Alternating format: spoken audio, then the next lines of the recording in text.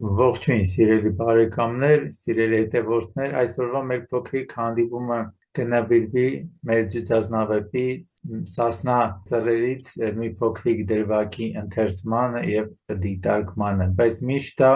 կցանկանայի տեղեկացնել, որ պատրաստում եմ հավաքագրել նոր խումբ, նոր դասընթացների շարք սկսելու նպատակով,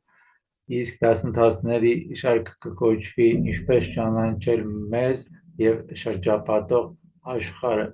Խմբին կարող են միանալ այն մարդիկ, ովքեր իրենց մեծ ցանկությունը ունեն ճանաչելու և առաջ ընթանալու ինքնաճանաչման ճանապարհով, այնպես որ կարող եք դիմել, իսկ մանրամասների համար կարող եք հետևել YouTube-յան ICG ներքևում տելեգրամյան ալիքին և խմբին բաժանորդագրվելով և ավելի տեղեկանալով մանրամասներին։ Իսկ այժմ անցնենք մեր ընթերցմանը։ Այս անգամ ընտրել եմ մեր ձուծազնավեպից այն փոքրիկ երկու դրվագները, որտեղ ներկայացվում է մեր ձուծազուների կողքին տեղ գտած միակ օտարածին էակը, որը ինքը Սառան է և հանդիսանում է Ձենո Վահանի կինը, և ուշադրություն եմ հրավիրում Սառայի արած որոշ գործողություններին, որոնք երբեք չենք տեսնի մեր ձուծազնավեպի որևէ ներկայացուցիչի կողմից։ Ամիսն երկու էսպես վրա անցավ, չէ ասես Ձենո Վահանի կնիկ Սառեն Դավիթ շատ սիրուն խորոտ տղա էր, գաղտուկ աչք էդիր վեր Դավթին ասաց. «Տի գաս հետ ինձ ձեռաց»։ Դավիթ ասաց. «Հրոխբոր կնիկ, դու իմ մերն ես, ես քո որդին»։ Հրոխբոր կնիկ ասաց. «Տանեմ, գլուխ լվամ»։ Դավիթ գա ջուր լցի վեր իմ գլխին, որ Դավիթ իմ մարմին տեսնի, էնոր սիրտ տի մեղավորանա, տի գա հետ իմ ձեռաց։ Էլավ ջուրն առավ, տարավ, Դավթին կանչեց, գա ջուր լցնի։ Դավիթ աչքեր բռնեց, որ հորոխբոր կնգա լեշեր չտեսներ, որ իր սիրտ չմեղավորանա, ու էնպես ջուր լցրեց Սառայի գլխին։ Հրոխբոր կնիկ գլուխ լված, էլավ իշխես տեսավ Դավիթ իր աչքեր պինդ բռնած, էլաց էտու գլխին,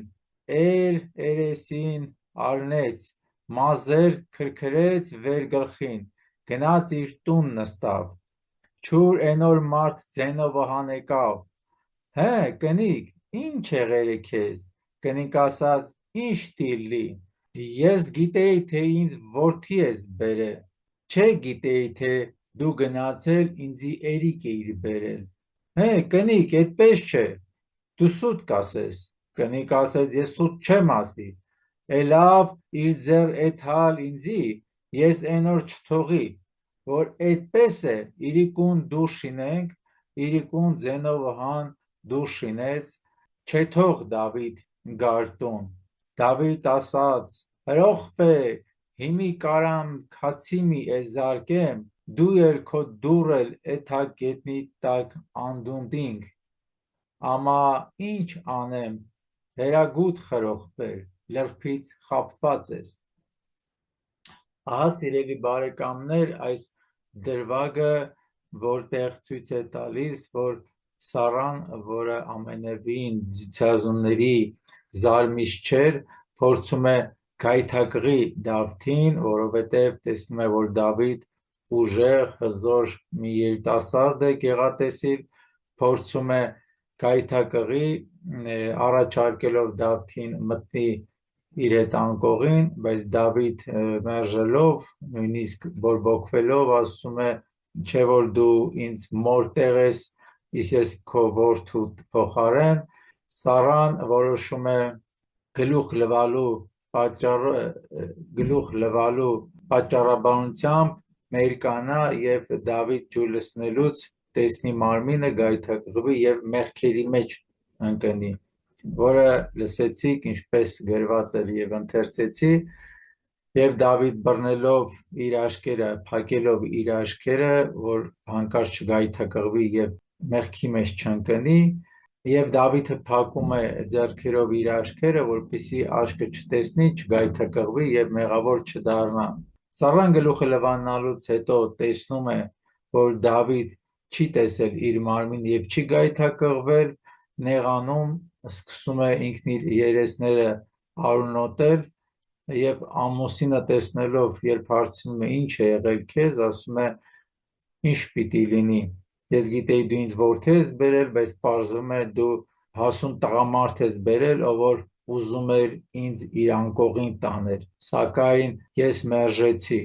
Իհարկե Զենով Վահանը ասում է, որ դու սուտ ես ասում, բայց կնոջ համոզելու շնորհիվ Զենով Վահանը համոզվում է եւ դուռը փակում է Դավթի վրա, չթողնելով որ Դավիթ գիշերը տուն մտնի։ Իսկ Դավիթ դրսից ասում է, որ եղբայր, եթե ուզենամ, կարող եմ մի հարվածով կոտրել թե դուռը եւ թե քեզ ուղարկել անդունդ, բայց չեմ անի, դու իմացի, որ լարբի կողմից ես խաբված։ Ահա այսպիսի մի դրվագ Սառայի կերպարի շուրջ, որը գտնվում է մեր էպոսում, ցույց տալով օտար զարմի ներկայությունը, այսինքն մարմնեղեն դաշտի կրող, տվյալ դեպքում վերական դաշտի ներկայացուցիչը եւ ինչպես գիտենք, որ Սառան վերական դաշտի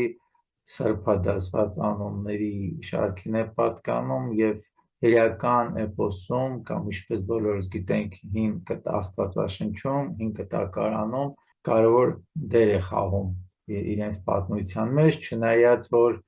նույն հերական դաշտում էլ Սառայի գործողությունները այնքան լուսավոր դիրքում չեն, բայց այդ ամենին կանդրադառնանք հաջորդի։ Հիմա կցանկանայի ընթերցել Սառայի հետ կապված երկրորդ դրվագը, երբ իր ամուսնուն պահում է թմբիրի մեջ, որ չգնա հասնի Դավթի կռվին օգնության։ Ձենով Վահան գիշեր երազ տեսավ, մսրա աստղ շողին կտար, սասնա աստղ կխավարեր, Հովանք հնից ելավ, ասեց կնիկ վեր էլ, տեսա մսրա աստղ շողին կտա, սասնա աստղ կխավարեր, Դավիթ մեր ձեռեն գնաց, Սառային ասաց, Աստված քո տուն ապրի, դու քուն քեզ համար կքնես, երազ խարխին համար կտեսնես։ Ձենով Հովան էլի քնավ։ Մեկ էլ երազ տեսավ, մսրա աստղ շատ էր պայծառ, սասնա աստղ խավարեր էր, հա կհանգչեր։ Հովան քնից ելավ, ասաց կնիկ վեր էլ վեր, ես տեսա մսրա աստղ շատ է պայծառ, սասնա աստղ հա կհանգչեր։ Սառային ասաց, քո տուն ապրի, դու ինչ չես քնի, այ մարդ, չէ թողիր, որ ես այսօր քնեմ։ Ձենով Վահան մեկ էլ քնավ մեկ էլ երազ տեսավ մսրա աստղ եկավ ու սասնա աստղ կուլ էտու։ Ասաց կնիկ վեր էլի, Դավիթ սպանեցին։ Սառայի ասաց ինչի չես քնի դու այ մարդ, ով գիտի որ կնգացոցն է պառկել Դավիթ, ով գիտի որտեղ քեֆ կանի Դավիթ։ Ձենով Վահան արկավ, քացի մեզար կնգանք, կնիկ լավ ճրակ վառեց։ Ձենով Վահան ասաց իմ զրահ բեր, կնիկ բերեց, սահմանափակեմ այս հատվածով, ահա ինչպես տեսնում ենք, երբ Ձենով Վահանը երազ է տեսնում եւ կնոջ արթնացնելով ասում է, որ գնա զենքերը բերի, որպեսզի ինքը գնա հասնի Դավթի օգնության, Սառան փորձում է տարբեր պատճառներով ամեն անգամ քնացնել, թմբիրի մեջ գցել Ձենով Վահանին, լավ իմանալով, որ Սասնա ծռերի մեր ջութազունների մոտ երազի գաղափարը շատ կարևոր է, իսկ այդ կարևորությունը բաց թողելով նորից քնին տրվելով, դա արդեն թմբիրի մեջ ընկնելու հենց այդ հուշումն է։ Եվ շատ կարևոր դեր ունի այս դրվագը, քանի որ Սառան, որը այս նյութական դաշտի ներկայացուցիչն է, միշտ փորձում է մեր հոգու կանչին թմբիրի մեջ պահել, թմբիրի մեջ գցել եւ չթողնելով, որպեսզի մենք առաջ ընթանանք մեր ինքնաճանաչման ճանապարհով, արթնանալու ճանապարհով եւ կարողանանք ինքնուրույն գործել, հասնել Դավթի կռվին, որը մեր իսկական եսն է, մեր ներսի մարդ արարածը։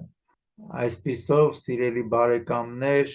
փորձեք արթուն մնալ, փորձեք ոտքի կանգնել եւ զերծ մնալ թմբիրին տրվելու գաղափարներից եւ ինչքան հնարավոր է չտրվենք Սառայի խոսքին։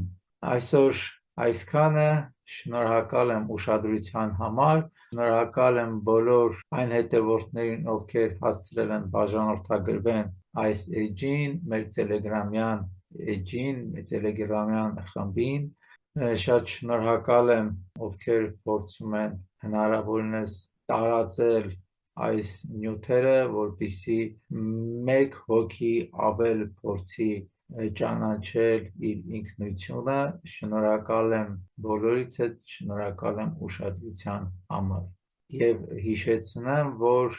նոր կազմավորվող խմբի հետ կապված մանրամասները կարող եք գտնել ներքևում նշված տելեգրամյան խմբում։ Դե մնաք բարով, մինչ հանդիպում, հաջողություն։